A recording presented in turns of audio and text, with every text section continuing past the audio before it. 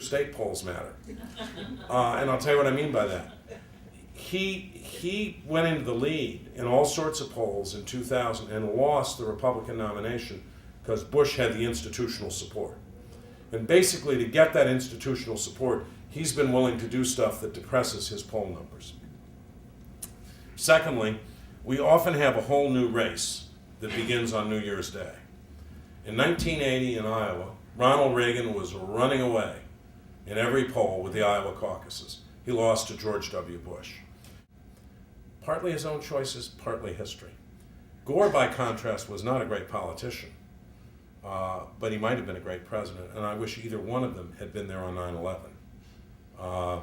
I know what would have happened with, Gore, I had thrown this line into a draft of the acceptance speech, didn't even think much about it. So we have some news for Saddam Hussein. We're going to get even tougher on him. It's time for him to go. Gore just took it out. Not because he isn't tough on foreign policy, he actually is. He was a fairly hardline anti-communist and pretty hardline during the Cold War, but because he's also very prudent. And what would have happened, I think, if he had been president on 9/11, is we would have had 200,000 or 300,000 troops in Afghanistan. We would have captured Osama bin Laden. We would never have had a war in Iraq.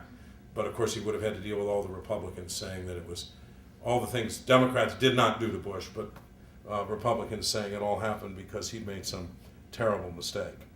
I think we'll see pressure from voters on issues like Iraq and healthcare in the Democratic primary, on income inequity, which will move candidates to a more progressive stance. We're already seeing it. The irony, of course, is that the country is ahead of the politicians on the war. There's a little bit of a Casablanca effect here, that people are shocked that there's politics going on around this issue. George Bush scheduled the vote for October before the midterm election for political reasons.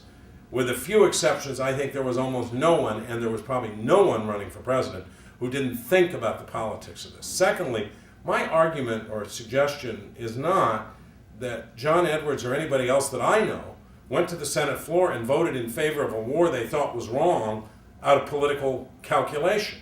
They hear the political arguments, and at an unconscious or subconscious level, I think those tend to reshape the lens through which they see and weigh the issue. It's just the way human beings work and the way the mind works.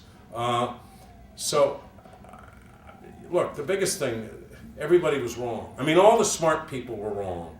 All the smart Pauls were wrong, and almost to a person, the Democratic foreign policy establishment was wrong. There were a bunch of people out there in the blogosphere who turned out to be right.